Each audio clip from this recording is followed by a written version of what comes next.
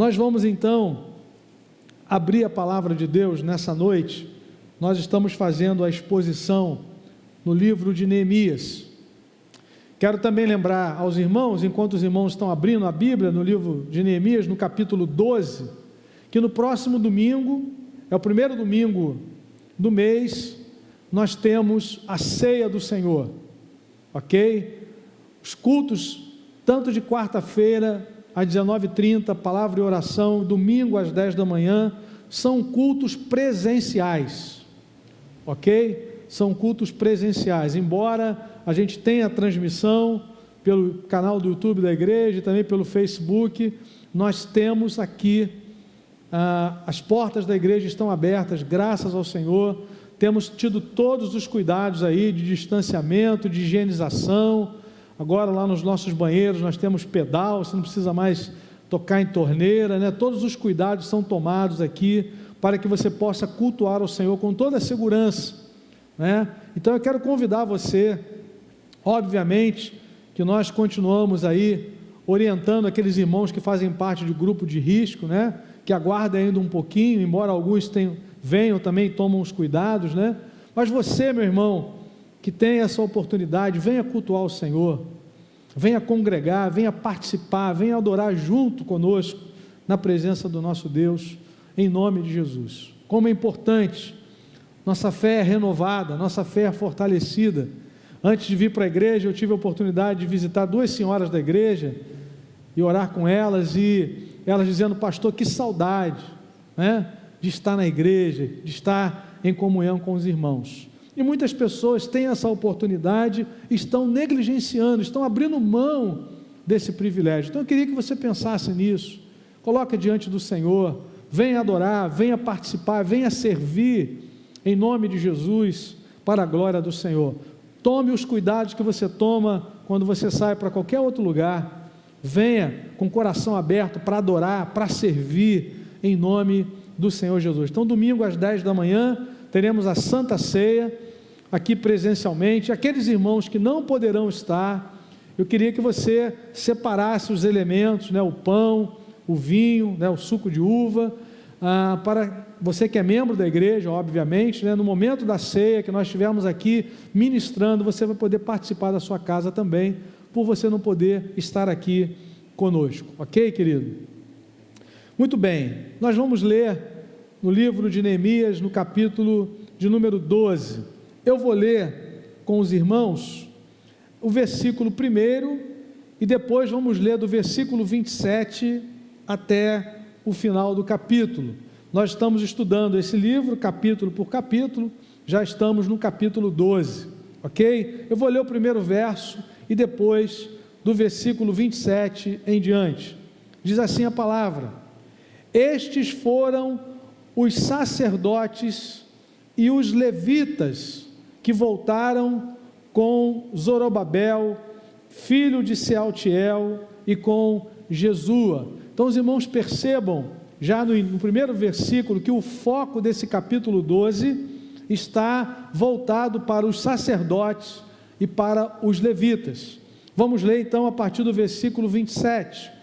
A palavra diz: por ocasião da dedicação dos muros de Jerusalém, os levitas foram procurados e trazidos de onde moravam para Jerusalém, para celebrarem a dedicação alegremente, com cânticos e ações de graças ao som de símbolos, harpas e liras. Os cantores foram trazidos dos arredores de Jerusalém, dos povoados dos netofatitas, de Bet-Gilgal e das regiões de Geba, de Asmavete, pois esses cantores haviam construído povoados para si ao redor de Jerusalém. Verso 30, os sacerdotes e os levitas se purificaram cerimonialmente, e depois purificaram também o povo, as portas e os muros. Ordenei aos líderes de Judá que subissem ao alto do muro. Também designei 2 grandes coros para darem graças.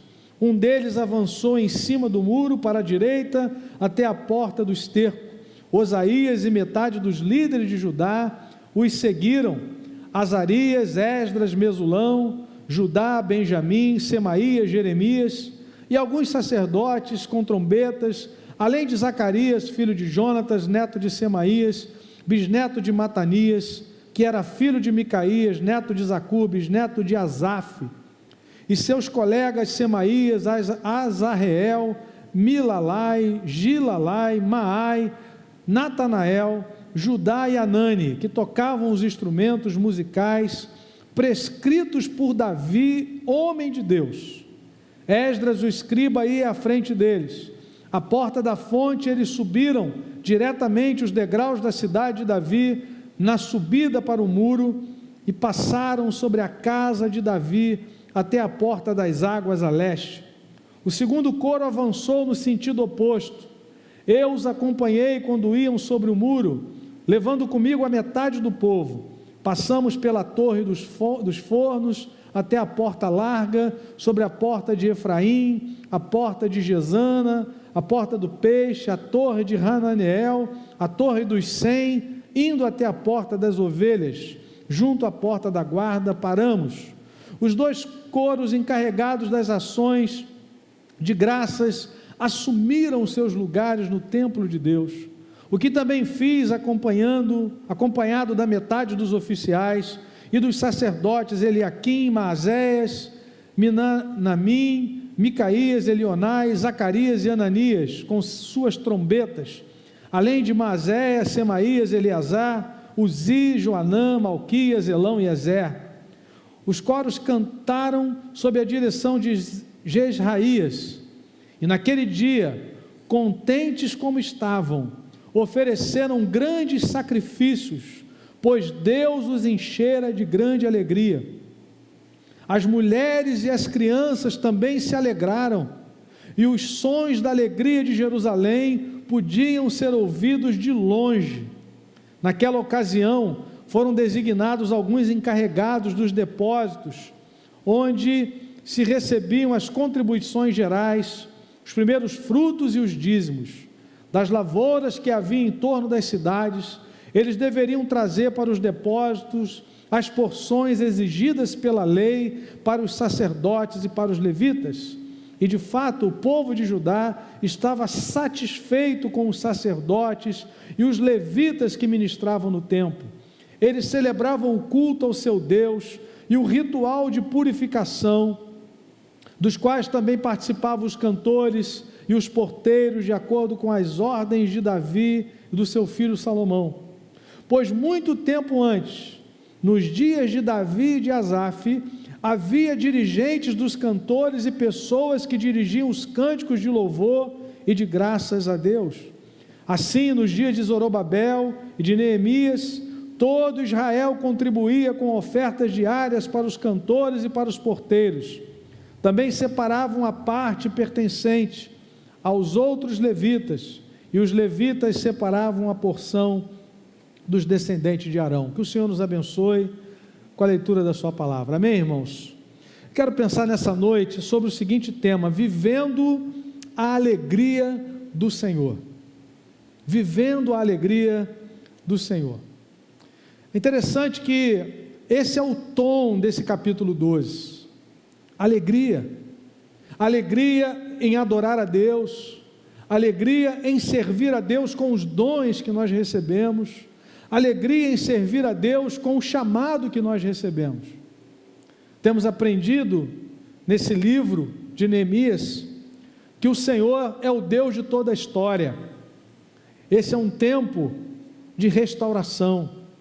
Neemias, nós sabemos que a Bíblia não está escrita em ordem cronológica, os livros não estão organizados aqui nessa coletânea de livros. Na palavra Bíblia significa biblioteca, né? Uma coletânea de livros.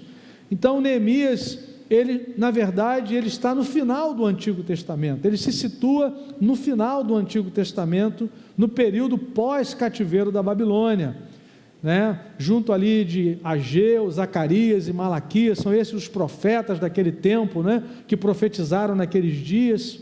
Então Neemias está situado ali na última parte do Antigo Testamento, se aproximando daqueles 4 séculos antes da vinda do Senhor Jesus Cristo. O que acontece aqui nesse livro é um mover de Deus na história. Obviamente, irmãos, que a Bíblia, ela é cristocêntrica, né? Tudo caminha para Cristo. Era necessário que o povo de Deus voltasse a Jerusalém, era necessário que o povo de Deus voltasse a cultuar a Deus em Jerusalém, e isso foi um verdadeiro milagre do Senhor. Depois de 70 anos de cativeiro, Deus começa a mover o coração de reis que nem serviam a Deus, né? E é interessante que Deus chama Ciro, né? Ciro, meu servo, né? O rei da Pérsia, e Deus começou a mover o coração daqueles reis, e nós tivemos algumas levas de judeus voltando, e agora estamos estudando o livro de Neemias. E como é que tudo começou, né? Estou fazendo uma recapitulação aqui, né? No capítulo 1, nós vimos que Neemias recebeu a visita do seu irmão Anani e de outros irmãos, e Neemias perguntou pelos judeus que lá estavam em Jerusalém, né? Como é que eles se encontravam? E nós nos lembramos, irmãos, de que a narrativa que Neemias recebeu foi a mais triste possível, né? Quando Anani disse, olha, versículo de número 3, Neemias capítulo 1, verso 3, e eles me responderam, aqueles que sobreviveram ao cativeiro e estão lá na província, passam por grande sofrimento e humilhação. O muro de Jerusalém foi derrubado, e as suas portas foram destruídas pelo fogo. Neemias se importa com o seu povo. Neemias já fazia parte da 5ª geração de judeus, ele nunca havia pisado em Jerusalém, ele está aqui servindo no palácio, ele era copeiro do rei, ele poderia simplesmente não se importar com o seu povo, mas Deus é o Senhor da história. Deus começa a mover o coração desse homem, e a partir da informação que ele recebeu, ele entra em oração, e nós vimos lá no capítulo 1 e no capítulo 2, que ele passou 4 meses orando, 4 meses orando. O chamado de Neemias se deu exatamente nessa informação que ele recebeu. Deus tem muitas maneiras de mexer conosco, não é, irmãos? Deus tem muitas maneiras de nos despertar, e às vezes nós ficamos achando que o nosso chamado vai ser igual o de Saulo de Tarso, por exemplo, né? Esse dia um pastor estava dizendo, Saulo de Tarso teve um chamado estranho, né? Porque Deus pegou ele, jogou no chão, cegou ele, amassou o homem, e disse, Ananias, ora por ele, porque ele é um instrumento nas minhas mãos. Nem todo mundo vai ter uma queda igual a de Saulo, nem todo mundo vai ficar cego por algum dia, por 3 dias ou alguns dias como ele ficou, nem todo mundo vai ver uma sarça ardendo como Moisés, embora a gente creia que a sarça ainda arda, né? A sarça ainda arde, louvado seja Deus, Deus continua chamando, Deus continua movendo corações, mas em alguns casos, irmãos, Deus chama através de informação.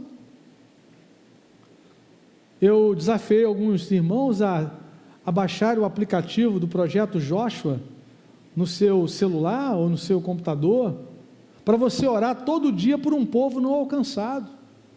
Quantas pessoas hoje servem ao Senhor no meio de um povo não alcançado e começaram a ter o seu coração desafiado quando começaram a orar por aquele povo? Deus colocou um fogo no coração por aquele povo, e há pessoas que estão servindo. Quando nós chegamos aqui naquele capítulo da reconstrução, a Bíblia diz que algumas pessoas, algumas famílias, elas reconstruíram a parte do muro em frente à sua casa. Os irmãos repararam isso, né? No momento da reconstrução, eles foram se dividindo, e muitos reconstruíram uma parte somente do muro, exatamente em frente à sua casa. O que isso nos diz? Que perto de nós existem realidades que precisam ser restauradas, que perto de nós, perto da nossa casa ou dentro da nossa casa, há realidades que precisam ser restauradas. Então Deus tem um caminho dele para nos chamar, para nos mobilizar para a sua obra. E no caso de Neemias foi uma notícia, ele recebeu uma notícia. Como é que estão os nossos irmãos que estão lá em Jerusalém: olha, estão muito mal, estão vivendo um tempo de vergonha, a cidade foi destruída, o muro da cidade foi destruído, as casas foram queimadas. E Deus então começa a mover o coração de Neemias, e Deus deu uma visão para Neemias. Capítulo 2, os irmãos quiserem abrir, Neemias capítulo 2, ele já está em Jerusalém. Depois de 4 meses de oração, Deus abriu a porta para que ele pudesse ir para a cidade de Jerusalém, com uma comitiva de pessoas. No capítulo 2, no versículo 16 ao 18, ele diz assim: os oficiais não sabiam aonde eu tinha ido, ou o que estava fazendo, pois até então eu não tinha dito nada aos judeus, aos sacerdotes, aos nobres, aos oficiais e aos outros que iriam realizar a obra. Então eu lhes disse: vejam. Interessante, irmãos, primeiro ele viu, Deus deu a visão para ele daquela situação, agora ele está compartilhando a visão com as outras pessoas. Ele diz no verso 17: vejam. Há um momento que nós vemos solitariamente as necessidades, mas há um momento que Deus nos manda compartilhar essa necessidade. E Deus é misericordioso e faz com que as pessoas também enxerguem a necessidade de restauração, de mudança. E ele diz àqueles oficiais: vejam a situação terrível em que estamos. Jerusalém está em ruínas, as suas portas foram destruídas pelo fogo. Venham, ele diz, vamos reconstruir os muros de Jerusalém, para que não fiquemos mais nessa situação humilhante. Aleluia. Também lhes contei como Deus tinha sido bondoso comigo, e que o rei me tinha dito. Ele diz para aqueles oficiais, para aquelas pessoas que iriam reconstruir com ele: vamos reconstruir os muros. Deus deu a Neemias uma visão de restauração, e eu creio, irmãos, que Deus está nos dando uma visão de restauração, de recomeços, em nome de Jesus. O nosso Deus é o Deus que restaura, é o Deus que levanta o caído, é o Deus que estabelece um novo tempo na nossa vida, na nossa casa. Estamos vivendo já um ano nesse novo tempo, e Deus chamando a nossa atenção, nos desafiando a continuarmos servindo a Ele, mesmo na adversidade. O que Deus tem feito nessa pandemia desde o início é provar a nossa fé. Tudo aquilo que a gente pregava, tudo aquilo que a gente anunciava, que Deus é conosco na tribulação, que Jesus está dentro do barco, não importa a tempestade, agora Deus está dizendo para nós que nós temos que viver aquilo que a gente prega. Em nome de Jesus, temos aprendido a viver contente nessa situação, a descansarmos no Senhor. Então Deus deu a Neemias uma visão de restauração.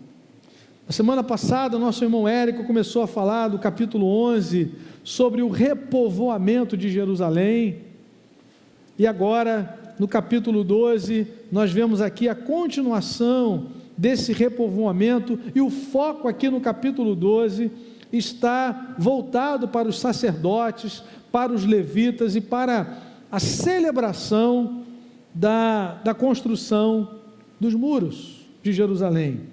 Os irmãos perceberam no versículo 27, capítulo 12, nós estamos no capítulo 12, eu só fiz uma introdução aqui, recapitulando alguns pontos importantes nesse livro, e faltou destacar aqui a centralidade da palavra, né, irmãos? Porque o que nós vemos nesse livro também foi Deus chamando o seu povo à palavra. Não há restauração sem a palavra de Deus.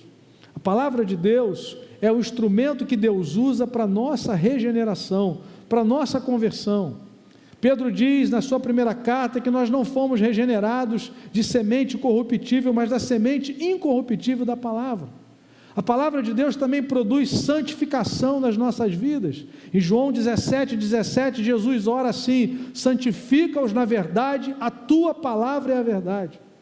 A palavra de Deus é a arma que nos prepara para a obra do Senhor. Paulo diz em 2 Timóteo 3, toda a escritura é inspirada por Deus e útil para o ensino, repreensão, correção, para que o homem de Deus seja preparado para toda boa obra. É impossível trabalhar no Senhor sem trabalhar na obra do Senhor sem a palavra, né? Porque se nós formos servir ao Senhor do nosso jeito, amados irmãos, as coisas não vão funcionar. Deus já nos deu um modelo. Quando Moisés vai construir o tabernáculo, a Bíblia diz que ele fez segundo o modelo que Deus lhe mostrou. Tudo na palavra de Deus tem um modelo, uma orientação. Louvado seja Deus por isso. Da mesma forma, a igreja não pode trabalhar, não pode caminhar, não pode ministrar sem a palavra. E nós vimos aqui nesse livro, que foi exposto aqui, a centralidade da palavra, Esdras, né, e outros, lendo a palavra, o povo de Deus confessando o pecado, tendo arrependimento, mudança de vida para a glória do Senhor. E aqui nesse capítulo 12, como eu falei no início, há um foco muito interessante na alegria. É um tempo de alegria. Há um contraste aqui do capítulo 1 com o capítulo 12. No capítulo 1 nós vemos Neemias chorando diante de Deus, porque os muros estavam derrubados, a cidade estava devastada, as pessoas estavam em miséria, mas agora, no capítulo 12, o que nós vemos é a alegria. Eu quero pensar então, com os irmãos, quando é que um servo de Deus vive a alegria do Senhor? Quando é que um servo de Deus vive a alegria do Senhor? Nós vamos pensar um pouquinho sobre isso. Eu quero destacar 3 realidades aqui nesse capítulo 12, em que nós, como servo de Deus, aqueles servos de Deus dos dias de Neemias, e nós também hoje, vivemos essa alegria. Em primeiro lugar, nós vivemos a alegria do Senhor, amados irmãos, quando a nossa vida, quando nós vivemos a vida movida pelos propósitos de Deus, quando nós vivemos movidos pelos propósitos de Deus. Veja o versículo 30, a palavra do Senhor diz assim: os sacerdotes e os levitas se purificaram cerimonialmente, e depois purificaram também o povo, as portas e os muros. Os propósitos de Deus para nós, irmãos, eles são revelados a partir do chamado de Deus na nossa vida. Nós fomos chamados para pertencer ao Senhor Jesus, fomos tirados das trevas para a sua maravilhosa luz. Um dia ouvimos a sua voz. Jesus disse: as minhas ovelhas ouvem a minha voz. Aleluia! Essa é uma característica de uma ovelha de Jesus, ela ouve a voz do Senhor.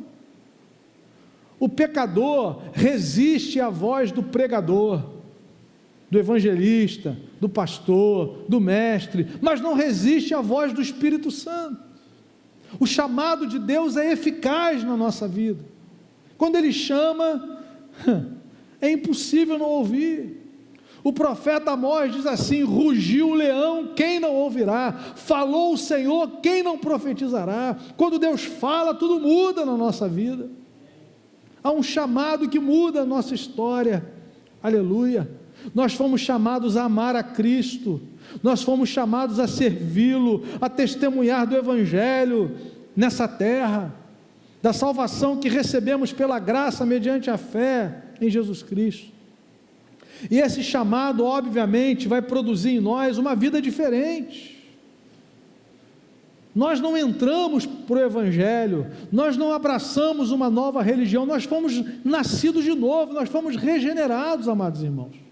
Nós recebemos a vida de Deus em nós e passamos a viver uma vida de santificação, uma vida separada para Deus, não separada da história. Nós não fomos chamados para viver numa vida paralela, não, nós somos discípulos de Jesus que vivem nesse mundo, nós fomos separados para Deus. E é interessante que os levitas, os sacerdotes, a vocação deles, o chamado deles, exigia exatamente essa santificação. E nós vamos perceber aqui no capítulo 12, que eles estão ministrando com alegria, eles estão louvando com alegria, os sacerdotes estão oferecendo sacrifício com alegria. Por que eles estão alegres? Porque eles estão cumprindo os propósitos de Deus nas suas vidas. Nós vivemos a alegria do Senhor, irmãos, como igreja, como servos de Deus, quando nós vivemos os propósitos do Senhor. Você quer ver um crente ficar feliz? Quando ele evangeliza e alguém se converte. Quando ele ora por alguém, essa pessoa é curada. Quando ele é uma bênção nas mãos de Deus, ele sabe que Deus está usando, pela misericórdia, mas está usando. Quando nós vivemos os propósitos do Senhor, nós vivemos a alegria. Porque a alegria do Senhor é a nossa força. A presença de Deus nos alegra. Quando nós estamos em obediência a Deus. Quer ver um crente ficar pesaroso, coração abatido, quando ele está em pecado, quando ele está fora da vontade de Deus, quando ele se afasta do caminho do Senhor, o Espírito Santo começa a incomodá-lo. Por isso a Bíblia diz: não entristeçais o Espírito de Deus, no qual fostes selados para o dia da redenção. Então no versículo 30 nós vimos aqui, os sacerdotes e os levitas se purificaram, estavam vivendo o propósito de Deus, resultado, alegria, celebração, né? Nós vimos isso aqui, como é que eles foram chamados para viver essa alegria, no versículo 27, na última parte, né? Para celebrarem a dedicação alegremente, a dedicação dos muros, alegremente, com cânticos e ações de graças, ao som de trombetas, música, celebração. Então, querido, meu irmão, minha irmã, queria que você pensasse, como você tem vivido a sua vida cristã, tem vivido uma vida de consagração a Deus, ou uma vida sem fervor espiritual e sem zelo pela obra de Deus? Que privilégio para nós, temos sido alcançados pelo Senhor Jesus, salvos pela graça, mas nós fomos salvos para servir, irmãos. O Senhor nos tirou das trevas para a sua luz, para sermos uma bênção na história, em nome do Senhor Jesus. E quando nós vivemos a vida movidos pelo Espírito, pelos propósitos de Deus, nós vivemos a alegria do Senhor. Não estou falando de vida sem dificuldade, não estou falando de vida de facilidade, não, mas a alegria que Deus coloca no nosso coração, porque nós estamos em obediência a Ele. Segunda razão pela qual o servo de Deus se alegra no Senhor, e nós vemos isso aqui nesse texto, é quando nós consideramos os feitos de Deus. Quando nós começamos a considerar os feitos de Deus, a obra de Deus, as maravilhas de Deus, o nosso coração se alegra. Por isso que, quando nós chegamos no Novo Testamento, nós temos muitas orientações a falarmos entre nós com salmos e hinos e cânticos, compartilharmos as coisas de Deus, anunciarmos os feitos de Deus. E nós aqui estamos vendo exatamente isso. Por que esse povo está alegre? Versículo 27 diz: por ocasião da dedicação dos muros de Jerusalém. Os levitas foram procurados e trazidos de onde moravam para Jerusalém para celebrarem a dedicação alegremente. Qual é o feito de Deus aqui que trouxe alegria para o povo? A restauração. Aí nos lembramos e já lemos hoje o capítulo 1. Neemias recebe a informação, como é que o povo está? Em ruínas. O povo está triste, vivendo em vergonha, a cidade destruída, os muros destruídos. E agora, no capítulo 12, no versículo 27, eles estão celebrando, considerando os feitos de Deus. Aleluia. A vergonha foi removida. A vergonha foi removida, agora a cidade está murada. Nós sabemos bem que nas cidades antigas, né, o muro significava proteção. Obviamente que quem protege a cidade é o Senhor. O Salmo 127 nos fala sobre isso. Mas era uma segurança, traz uma ideia de dignidade, né? Muro quebrado, muro devastado, ideia de vergonha, de humilhação. Deus estava mudando a história desse povo, e sempre temos que conectar com a vinda de Jesus, né? Mais adiante o Messias ia pisar em Jerusalém, 4 séculos mais tarde. A história estava caminhando nessa direção, daí a importância desse tempo aqui de restauração. E aí, irmãos, vejam o resultado.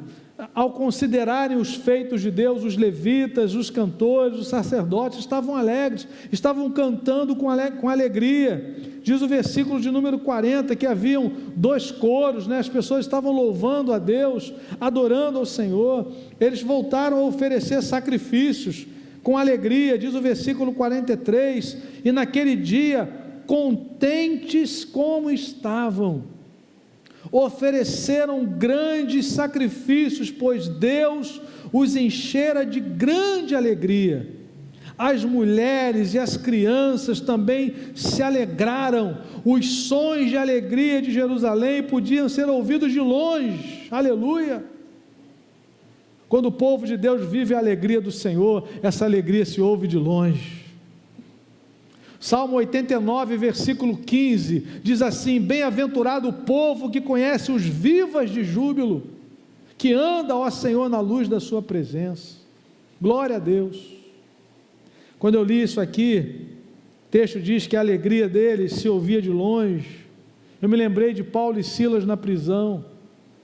Eles cantavam com os pés no tronco, e os companheiros de prisão ouviam aquele louvor, aquela oração que subia como incenso ao Senhor. 2 homens de Deus presos por causa do Evangelho, com direitos cerceados, e Paulo, para piorar a situação deles, ainda era um cidadão romano, e ao invés de estar ali reclamando da vida, ao invés de dizerem: Senhor, a gente está aqui em obediência, olha o que resultou a nossa obediência. Nós queríamos ir para Bitínia, o Senhor não permitiu, o Senhor nos mandou para cá. Eu tive aquela visão: passa a Macedônia e ajuda-nos daquele homem. Eu estou aqui em Filipos, estou preso, com os pés no tronco, eu e Silas. Olha o que dá ser crente. É isso que nós vemos no texto? Não, irmão. A alma deles estava livre, porque eles conheciam Jesus. Se nós estamos aqui por causa de Jesus, foi porque Jesus permitiu. Nós estamos em obediência, nós estamos pregando o Evangelho, então vamos louvar o nome do Senhor. Resultado disso, a conversão do carcereiro, a família toda. A glória de Deus visita aquela prisão, amados irmãos. Quando nós entendemos que nós fomos chamados para viver os propósitos de Deus, e nós consideramos os feitos do Senhor, a nossa alegria não depende da situação. Eles estavam presos com cadeias, mas a alma estava livre, cantavam e oravam ao Senhor. Deus visita aquela prisão, ninguém foge. O carcereiro ia tirar a sua vida, e Paulo diz: não te faças nenhum mal, porque todos aqui estamos. O homem começa a tremer e diz: Senhores, que devo fazer para que seja salvo? Crê no Senhor Jesus e serás salvo tu e a tua casa.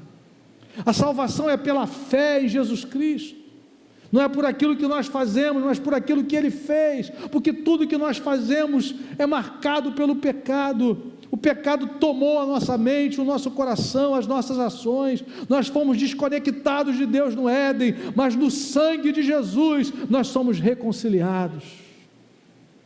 E agora a nossa vida é para a glória de Deus, seja livre ou seja preso, seja num governo de direita ou de esquerda, seja com direitos tentando tirar o nosso direito de anunciar a palavra, de viver o Evangelho, de crer na família, ou com ventos favoráveis, nós somos do Senhor, em nome de Jesus. Glória a Deus. Eles consideraram os feitos de Deus e se alegraram, louvaram com alegria, ofereceram sacrifícios com alegria, e o texto diz que consagraram ao Senhor os seus dízimos e as suas ofertas com alegria. Versículos 44 e 45, naquela ocasião foram designados alguns encarregados dos depósitos onde se recebiam as contribuições gerais, os primeiros frutos e os dízimos das lavouras que havia em torno das cidades. Eles deveriam trazer para os depósitos e as porções exigidas pela lei, para os sacerdotes e para os levitas. E de fato, o povo de Judá estava satisfeito com os sacerdotes e os levitas que ministravam no templo.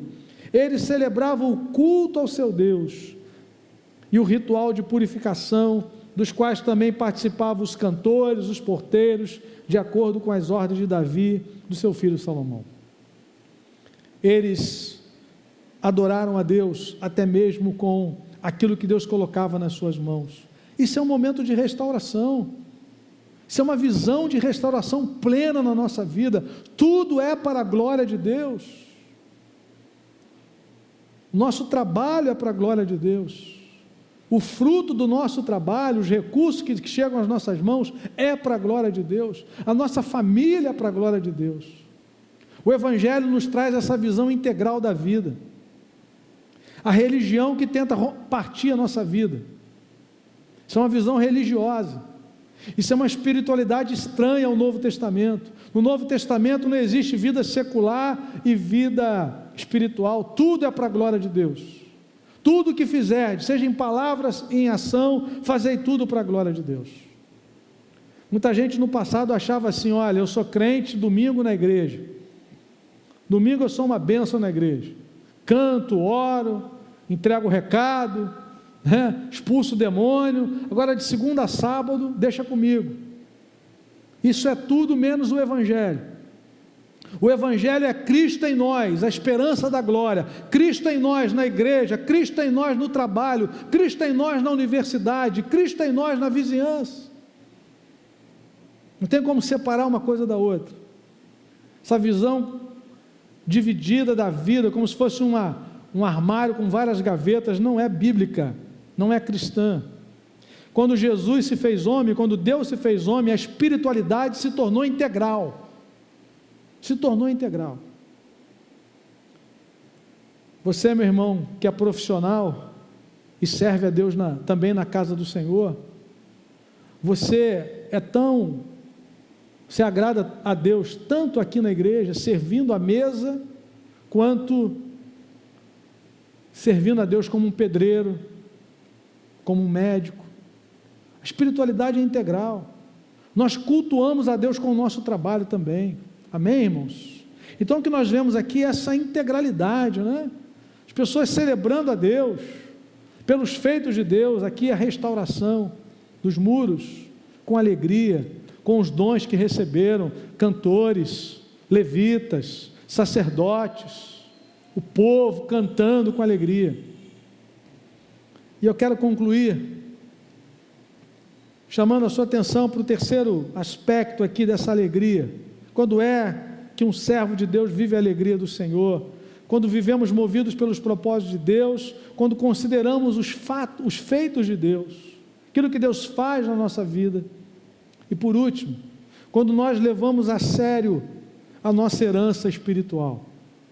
Me chamou a atenção, irmãos, quando eu li versículo 35, versículo 36, que aqueles levitas estavam louvando com os instrumentos, versículo de número 36 especificamente, eles tocavam os instrumentos musicais prescritos por Davi, homem de Deus, algo que Davi fez séculos antes, estava sendo utilizado nesse momento, os instrumentos prescritos por Davi. Ou seja, havia uma herança espiritual deixada por Davi, e alguns séculos depois, o povo de Deus estava adorando ao Senhor com aqueles instrumentos, com aquilo que Deus colocou no coração de Davi. E eu fiquei pensando, quem são as nossas referências no Evangelho? O apóstolo Paulo disse a Timóteo, 2 Timóteo 3,14, Timóteo, permanece naquilo que você aprendeu, e lembra de quem você aprendeu. Herança, nós temos uma herança espiritual, e essa herança espiritual, ela deve passar pelo zelo, pelo Evangelho de Jesus, pela palavra de Deus. Nós podemos ser extrovertidos na nossa forma de ser, mas nunca podemos brincar com o Evangelho. Nunca podemos negociar o Evangelho. E Paulo escreveu a Timóteo, eu citei aqui o capítulo 3, versículo 14, segunda carta de Paulo a Timóteo, quando ele fala dessa herança que Timóteo recebeu, né? 2 Timóteo 3,14, ele diz: quanto a você, porém, permaneça nas coisas que aprendeu e das quais tem convicção, pois você sabe de quem o aprendeu. Depois no versículo 15 ele vai falar da infância de Timóteo, desde criança.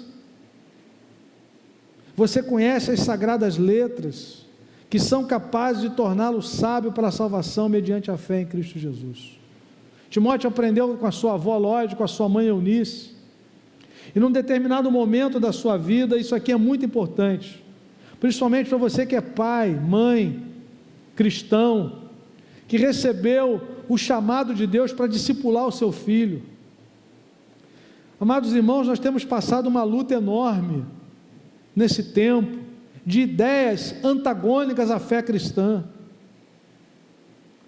As nossas crianças são bombardeadas, os nossos jovens são bombardeados, e Deus nos chamou como pais para discipularmos os nossos filhos, em nome de Jesus. Quando eles forem lidar com as mentiras, eles têm a verdade no coração e na mente. Desde o Antigo Testamento Deus deu essa ordem: ensina a criança. Deuteronômio capítulo 6, inculca no seu filho, andando pelo caminho, ensina a amar o Senhor, ensina a servir ao Senhor. Mas infelizmente muitos pais negligenciam esse chamado, entregam os seus filhos na escola, e lá uma doutrinação anticristã, e muitos se afastam do Evangelho. Timóteo, desde a infância, aleluia, meu irmão, guarda essa palavra no seu coração. Você pode não deixar uma mansão para o seu filho, você pode talvez não ter oportunidade de deixar recursos financeiros, mas se você deixar o Evangelho para ele, com a sua vida, e com o ensino da palavra, você deixou a maior herança que você poderia deixar para o seu filho, em nome de Jesus. Timóteo aprendeu desde a infância, e Paulo disse para ele no capítulo 2, que aquilo que ele recebeu, ele deveria transmitir para outras gerações. 2 Timóteo 2, 1 e 2, portanto, você, meu filho, fortifique-se na graça que há em Cristo Jesus, e as palavras que me ouviu dizer na presença de muitas testemunhas. Vejam, Timóteo ouviu do apóstolo Paulo na presença de muitas testemunhas, possivelmente um discipulado aqui coletivo. Outras pessoas estavam recebendo aquela mesma palavra, na presença de muitas testemunhas. Ele diz: você me ouviu na presença de muitas testemunhas, aquilo que você ouviu confias a homens fiéis, que sejam também capazes de ensinar a outros. Cadeias de gerações, discipulando, discípulos que fazem discípulos. É assim que o reino de Deus cresce. E nós precisamos valorizar a nossa herança espiritual e passar adiante esse legado. Meu irmão, o Evangelho é um tesouro maravilhoso. Aquilo que Jesus disse é como um homem que encontra um tesouro no campo, ele vende tudo e compra aquele campo por causa daquele tesouro. É o reino de Deus. Como é que nós vamos guardar só para nós esse tesouro? E nós precisamos honrar a nossa herança, levar a sério a nossa herança espiritual. Qual é a nossa herança espiritual? Eu quero terminar lendo 2 textos, Colossenses capítulo 1, a nossa herança espiritual. Paulo diz, Colossenses capítulo 1, versículo 12, ele diz: dando graças ao Pai, Colossenses 1,12, que nos tornou dignos de participar da herança dos santos no reino da luz. Nós somos herdeiros do reino de Deus, no reino da luz, mas nós não entramos nesse reino assim que nós nascemos fisicamente, não, irmãos. Houve uma obra de Deus. Versículo 13 nos diz: Ele nos resgatou do domínio das trevas e nos transportou para o reino do seu Filho amado, em quem temos a redenção, a saber, o perdão de pecados. Aleluia!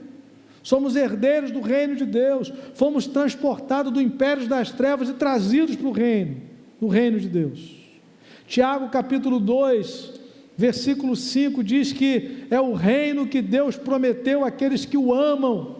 Tiago 2, versículo de número 5. Louvado seja o nome do Senhor.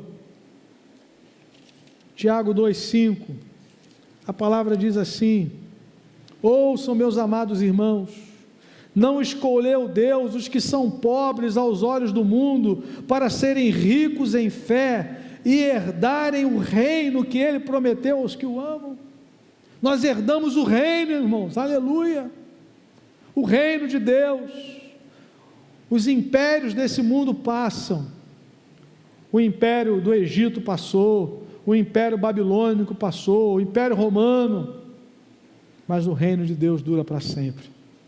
Nós somos herdeiros desse reino, nós temos uma herança espiritual. Esses a quem o Senhor prometeu são aqueles que Ele ama, aqueles que Ele ama, e esses que Ele amou na eternidade, Ele comprou no sangue de Jesus. Nós temos uma herança, herdeiros com Deus e co-herdeiros com Cristo. Somos o povo de Deus, e isso deve nos alegrar, irmãos, isso deve nos alegrar. Me lembro de Acabe cobiçando a vinha de Nabote, que ele tinha recebido do seu pai, e Acabe disse: eu quero essa vinha, e Nabote diz: de maneira nenhuma, isso aqui é uma herança. O que nós fazemos com uma herança? Qual é a nossa herança espiritual? Acabe matou, orquestrada lá por Jezabel, matou Nabote, tomou a vinha, mas o profeta Elias foi lá e denunciou o pecado dele. Uma herança. Nabote não abriu mão da sua herança, e há muitos crentes abrindo mão da sua herança, de serem discípulos de Jesus, de servir ao Senhor, porque fizeram a opção de seguir o caminho do seu coração, dessa vida religiosa de final de semana. Nós somos discípulos de Jesus de todos os dias, irmãos, onde estamos e aonde vamos. Eu quero perguntar, concluindo essa reflexão, primeiro, o que move a sua vida? O que move a sua vida?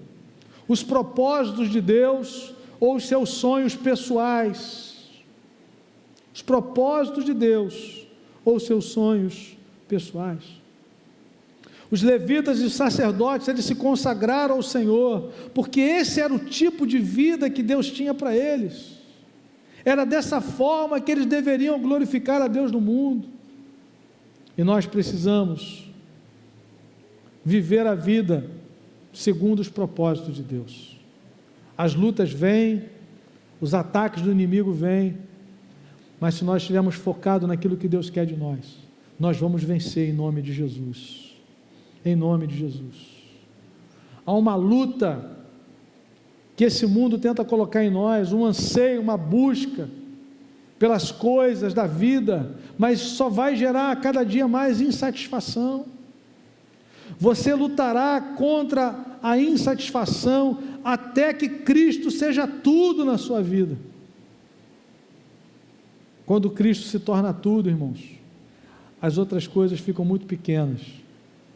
Aí nós entendemos Paulo e Silas na prisão louvando a Deus, porque o maior tesouro estava dentro deles, o Espírito Santo, a certeza de que pertenciam ao Senhor. Segunda pergunta, para concluirmos: você é alguém que se alegra com os feitos de Deus?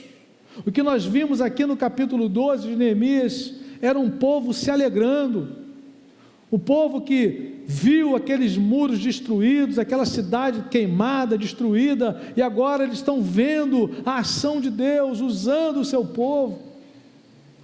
Por isso eles se alegraram, cantaram com alegria, celebraram com alegria, sacrificaram ao Senhor com alegria, contribuíram com dízimos e ofertas com alegria. o fato de termos sido alcançados pela graça salvadora de Deus, revelada em Cristo, o fato de pertencermos ao povo de Deus, a certeza que temos em Cristo da sua vinda e da eternidade, tudo isso alegra o nosso coração ou não? Que nós possamos ser tomados da alegria do Senhor. A alegria do Senhor é a nossa força. O Senhor Jesus, quando os 70 ou os 72 voltaram, dizendo: Senhor, os demônios saíam de dúzia, nós ficamos muito contentes. Jesus falou assim: alegrai-vos, não porque os espíritos se vos submetem pelo meu nome, mas porque o nome de vocês está escrito no livro da vida. Alegrai-vos, alegrai-vos. Que nós possamos nos alegrar no Senhor, irmãos. Nós temos um Deus. Ainda que percamos tudo que temos nessa vida, nós continuaremos tendo um Senhor. A Bíblia diz, há uma pergunta, Romanos 8,35, quem nos separará do amor de Cristo? Quem nos separará do amor de Cristo? E aí Paulo pergunta, será a tribulação? Será a angústia, a espada, o perigo, a fome? Podemos ampliar, será a pandemia? Será a dificuldade que nós estamos vivendo nesse tempo? Nada pode nos separar do amor de Deus que está em Cristo. Guarde isso, o amor de Deus está em Cristo, não está numa circunstância ou outra, Ele age em todas as circunstâncias. O amor de Deus está em Cristo. Se nós estamos em Cristo, nós estamos no amor de Deus, nós somos guardados pelo Senhor, em nome de Jesus. Amém, irmãos? Vamos orar. Coloque a sua vida diante do Senhor, você que está aqui, você que está em casa. Daqui a alguns instantes nós vamos separar um tempo de oração, de intercessão, mas eu queria que você agora parasse diante de Deus. Como é que você tem vivido? Como é que você tem andado nesse mundo? Como servo de Deus, como serva de Deus? Você tem se alegrado no Senhor? Você tem valorizado a sua herança espiritual? Você tem considerado os feitos de Deus? Foi isso que aconteceu com aquele povo. Os sacerdotes e os levitas se alegraram porque eles estavam vivendo os propósitos do Senhor. Quando nós estamos fora do propósito de Deus, irmãos, não há paz no nosso coração, há uma tristeza. A pessoa vai definhando, até que ela se quebranta diante de Deus, até que ela é tocada pelo Espírito Santo e se rende ao Senhor. A vida que Deus tem para mim e para você é a vida no Espírito. Se nós dependermos de nós, andarmos segundo o nosso pensamento, irmãos, não vai dar certo. Nós temos que andar segundo os propósitos de Deus. Nós temos que valorizar os feitos de Deus e a nossa herança espiritual. Em nome de Jesus. Vamos orar nesse momento? Senhor, muito obrigado por essa noite. Obrigado pela Tua palavra que nos alimenta, Senhor. Obrigado pelo Espírito Santo que está presente nas nossas vidas. Obrigado pelos irmãos que aqui estão, por aqueles que estão em casa, buscando a Tua face nesse momento, intercedendo nesse momento, se colocando diante de Ti nesse momento. Ó Pai, inclina os Teus ouvidos, dá-nos um novo tempo, um tempo de renovo espiritual na Tua presença, para a glória do Teu nome, Senhor. Obrigado, Deus, pela Tua palavra. Obrigado, Senhor, porque lemos no capítulo 1 os muros caídos e agora a celebração tão alegre dos muros de pé, Senhor, porque Tu és fiel, Senhor, Tu és poderoso. E, ó Deus, é um sinal daquilo que o Senhor pode fazer numa vida, Senhor. O Senhor pega do monturo, do pó, e levanta e ergue, Senhor, para a glória do Teu nome. Muito obrigado, Senhor. É assim que o Senhor tem feito nas nossas vidas, não pelos nossos méritos, mas pela Tua graça, pelos méritos do Senhor Jesus, o Teu Filho amado. Continua conosco nessa noite, Pai, nos abençoando, em nome de Jesus. Amém.